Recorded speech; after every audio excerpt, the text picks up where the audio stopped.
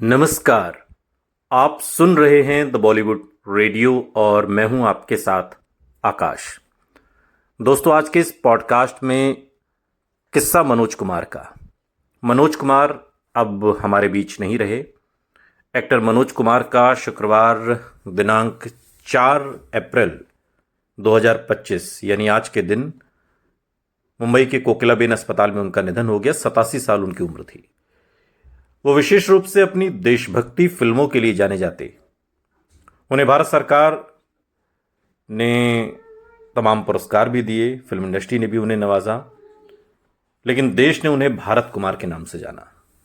उपकार, पूरब पश्चिम, क्रांति, रोटी कपड़ा और मकान उनकी बेहद कामयाब फिल्में रहीं, खासकर पूरब और पश्चिम। मनोज कुमार के बेटे कुणाल गोस्वामी एक इंटरव्यू में आज बता रहे थे कि उन्हें लंबे समय से स्वास्थ्य संबंधी परेशानियां थीं।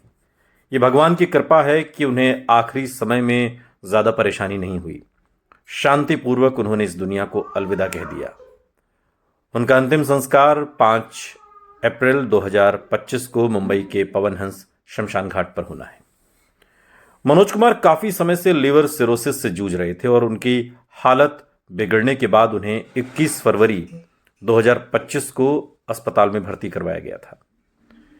मनोज कुमार को 7 फिल्म फेयर पुरस्कार मिले और पहला फिल्म फेयर साल 1968 में फिल्म उपकार के लिए मिला था। उपकार ने best film, best director, best story और बेस्ट डायलॉग के लिए 4 फिल्म फेयर पुरस्कार जीते।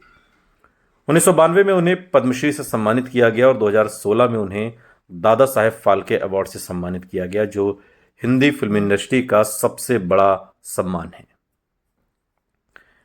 और जिस तरीके से उनकी पूरी जर्नी रही, हिंदी फिल्म इंडस्ट्री में उनका जो योगदान रहा, जो कामकाज रहा, उसको आज प्रधानमंत्री नरेंद्र मोदी ने भी याद किया है।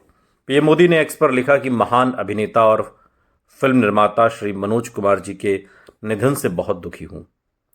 वो भारतीय सिनेमा के प्रतीक थे, जिन्हें विशेष रूप से उनकी देशभक्ति के उत्साह के लिए याद किया जाता है, जो उनकी फिल्मों से झलकता भी था। मनोज कुमार जी के कार्यों ने राष्ट्रीय गौरव की भावना को प्रज्वलित किया और ये पीढ़ियों को प्रेरित करता रहेगा। और दुख की इस घड़ी में मेरी संवेदनाएं उनके परिवार और प्रशंसकों के साथ हैं। ओम शांति। ये बातें प्रधानमंत्री नरेंद्र मोदी ने एक्स पर लिखी हैं। मनोज कुमार का असली नाम हरिकृष्ण गोस्वामी था। साल था 1937, जगह एबटाबाद, ब्रिटिश इंडिया, अब खैबर पख्तूनवा, पाकिस्तान का हिस्सा। तारीख 24 जुलाई जब जन्म हुआ। और एबटाबाद वही जगह है जहां 2 मई 2011 को अमेरिका ने ओसामा बिन लादेन को मारा था।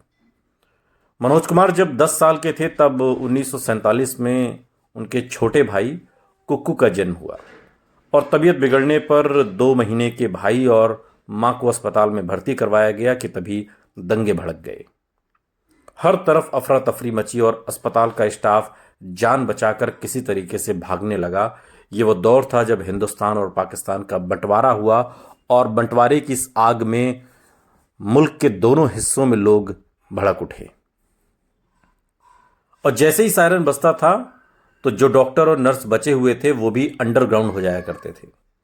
और ऐसे में सही इलाज न मिल पाने के चलते मनोज कुमार के 2 महीने के भाई ने अस्पताल में ही दम तोड़ दिया। मां की हालत भी उस समय गंभीर थी। वो तकलीफ में चिल्लाती रहती थी, लेकिन कोई डॉक्टर या नर्स उनका इलाज नहीं करता था। और एक दिन ये सब देखकर मनोज कुमार इस कदर नाराज हुए कि उन्होंने लाठी उठाई और अंडरग्राउंड जाकर डॉक्टर्स और नर्स को पीटना शुरू कर दिया। तब मनोज कुमार की उम्र सिर्फ 10 साल थी, लेकिन उनसे मां की तकलीफ देखी नहीं जा रही थी। पिता ने उन पर काबू पाया और परिवार ने जान बचाने के लिए पाकिस्तान छोड़ने का फैसला कर लिया। रहना वहां पर मुश्किल था। उनका परिवार जंडियावाला शेर खान से पलायन कर दिल्ली पहुंचा। यहां उन्होंने 2 महीने रिफ्यूजी कैंप में बिताए। समय बीता, दंगे कम होने लगे। पूरा परिवार जैसे तैसे दिल्ली में बस गया, जहां मनोज कुमार की पढ़ाई हुई। उन्होंने स्कूल के बाद हिंदू कॉलेज से ग्रेजुएशन कंप्लीट की और फिर नौकरी की तलाश। एक दिन मनोज कुमार काम की तलाश में दिल्ली में, तो वो काम की तलाश कर ही रहे थे, और फिल्म स्टूडियो में टहल रहे थे। उन्हें एक दिन एक व्यक्ति दिखा और मनोज ने बताया कि वो काम की तलाश कर रहे हैं। तो वो आदमी उन्हें अपने साथ ले गया, उन्हें लाइट और फिल्म शूटिंग में लगने वाले दूसरे सामानों को ढोने का काम दिया। धीरे धीरे मनोज कुमार के काम से खुश होकर उन्हें फिल्मों में सहायक के रूप में काम दिया जाने लगा। फिल्मों के सेट पर बड़े बड़े कलाकार अपना शॉट शुरू होने से बस चंद मिनट पहले पहुंचते थे। और ये बम्बई की बात है जब जो हम आपको बता रहे हैं। दिल्ली से जब वो भटके तो फिर मुंबई पहुंचे। तो ऐसे में सेट में हीरो पर पड़ने वाली लाइट चेक करने के लिए मनोज कुमार को हीरो की जगह खड़ा कर दिया जाता था। एक दिन जब लाइट टेस्टिंग के लिए मनोज कुमार हीरो की जगह खड़े थे, लाइट पड़ने पर उनका जो चेहरा था वो कैमरे में इतना आकर्षक लग रहा था कि डायरेक्टर ने उन्हें 1957 में आई फिल्म फैशन में एक छोटा सा रोल दे दिया। रोल छोटा जरूर था, लेकिन मनोज कुमार कुछ ही मिनट की एक्टिंग में अपनी छाप छोड़ने में कामयाब रहे। उसी रोल की बदौलत मनोज कुमार को फिल्म कांच की गुड़िया जो साल 1960 में आई थी, लीड रोल मिला। और पहली कामयाब फिल्म देने के बाद मनोज कुमार ने बैक टू बैक रेशमी रुमाल, चांद, बनारसी ठग, गृहस्थी, अपने हुए पराए, वो कौन थी जैसी कई फिल्में दी। बचपन से ही मनोज कुमार दिलीप कुमार के बड़े फैन रहे हैं और दिलीप साहब की फिल्म शबनम जो साल 1949 में आई थी, मनोज कुमार को इतनी पसंद आई थी कि उन्होंने उसे कई बार देखा। फिल्म में दिलीप कुमार का नाम मनोज था, यह भी एक बड़ी वजह थी। और जब मनोज कुमार फिल्मों में आए तो उन्होंने दिलीप साहब से के नाम पर ही अपना नाम मनोज कुमार रख लिया, यानी कि दिलीप कुमार, तो उन्होंने मनोज गोस्वामी हटाकर मनोज कुमार कर लिया। 1965 में मनोज कुमार देशभक्ति पर बनी फिल्म शहीद में स्वतंत्रता सेनानी शहीद भगत सिंह के रोल में नजर आए। फिल्म जबरदस्त हिट रही और इसका एक गाना है, ए वतन हमको तेरी कसम, यह सरफरोशी की तमन्ना अब हमारे दिल में है, या फिर मेरा रंग दे बसंती चोला।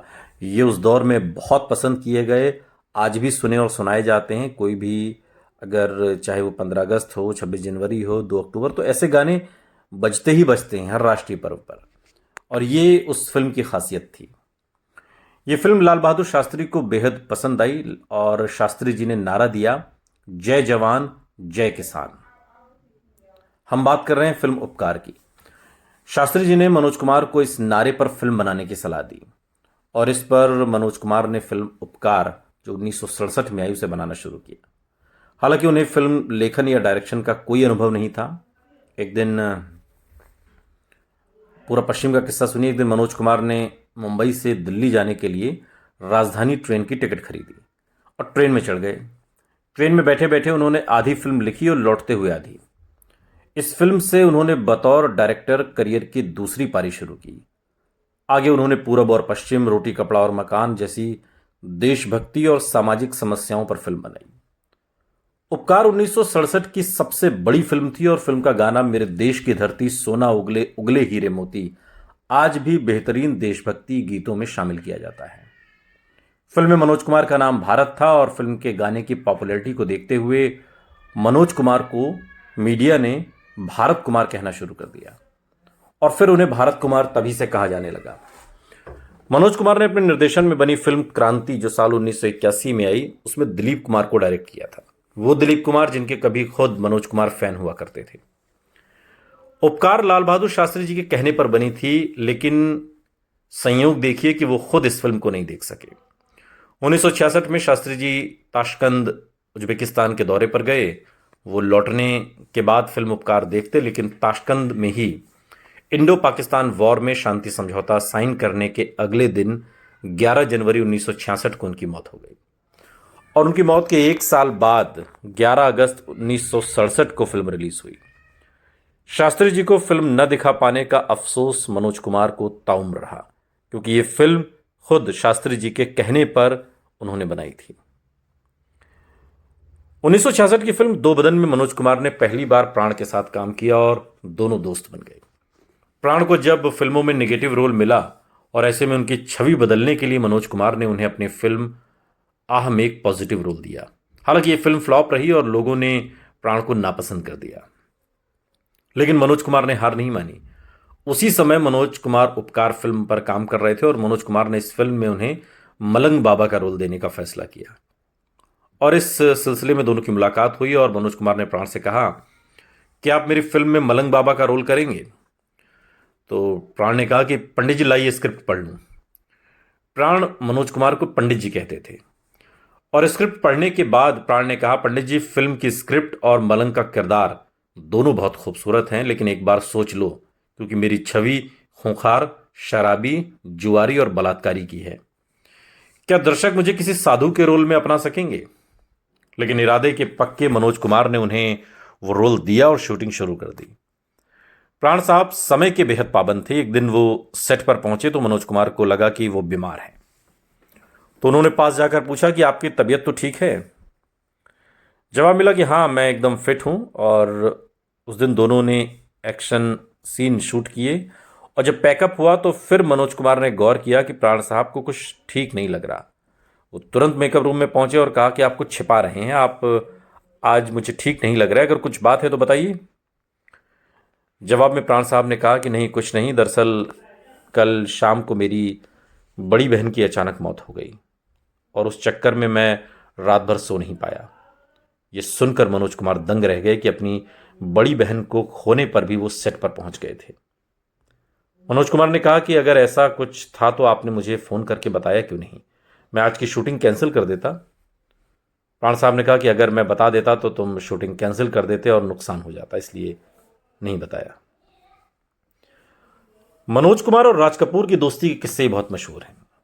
एक बार जब राज कपूर ने मनोज कुमार के घर फोन किया तो नौकर ने फोन उठाकर कह दिया कि यह रॉन्ग नंबर है। दरअसल उस समय वो घर पर नहीं थे। राज कपूर इससे नाराज हो गए, लेकिन कुछ समय के बाद दोनों ने बात करी, गलतफहमी फिर दूर भी कर ली। जब मनोज कुमार ने अनाउंस किया कि वो उपकार फिल्म से डायरेक्शन में कदम रखने जा रहे हैं तो राज कपूर ने उन्हें तीखे शब्दों में सलाह दी, या तो एक्टिंग कर लो या डायरेक्शन, क्योंकि हर कोई राज कपूर नहीं है जो हर काम एक साथ साध ले। खैर, जब उपकार फिल्म जबरदस्त हिट रही तो राज कपूर ने अपनी बात पर पछतावा जताते हुए मनोज कुमार से कहा था, मुझे लगता है कि सिर्फ खुद से कंपटीशन है, लेकिन अब मुझसे मुकाबला करने के लिए तुम भी आ गए हो मैदान में। राज कपूर के निर्देशन में बनी फिल्म मेरा नाम जोकर, जो साल 1970 में आई, इस फिल्म में मनोज कुमार ने काम किया।